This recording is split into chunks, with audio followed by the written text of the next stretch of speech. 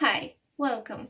I'm Art Ferry, and today we are talking about the most common mistakes beginners make when they draw, and more importantly, how to fix them. So, make yourself comfortable and let's get into it.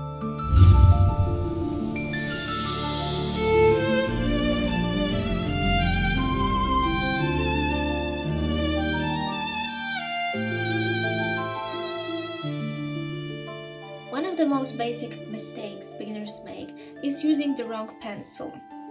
And what do I mean by wrong pencil? When you sketch with a very soft pencil, like B, 2B, 4B, your lines become dark and dirty. You lose control and even simple sketches start to look messy. On the other hand, a harder pencil like H, 2H, 4H, etc. lets you draw lightly, correct mistakes easily, and keep the drawing clean much longer. Another very common mistake is gripping pencil too tightly, too close to the tip, and drawing only from the wrist. This limits your movement a lot, and your lines become short, stiff, and often shaky. Trust me, we definitely don't want that in our drawings. When you move the hand farther from the tip and use more of your arm, the motion becomes smoother.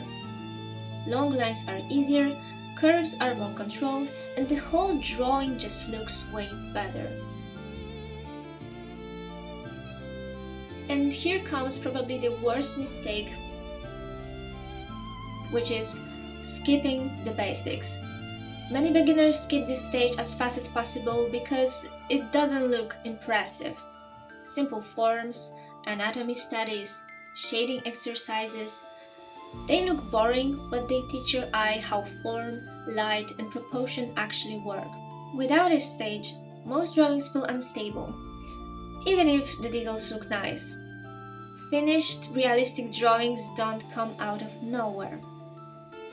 You need to remember that behind every detailed piece, there are hundreds of simple studies. So it's not really a talent, it's the amount of basic work that happened before. Another mistake is drawing only from memory. Our brain just loves to simplify things. Even when we think we know what face looks like, the proportions, angles, the details usually end up being wrong. That's why you should use a reference. You can use a photo reference. It gives you real information about structure, light, and shapes instead of symbols from memory. The same applies to drawing from real objects. When you draw from life, you train observation much more intensely than when you draw only from imagination.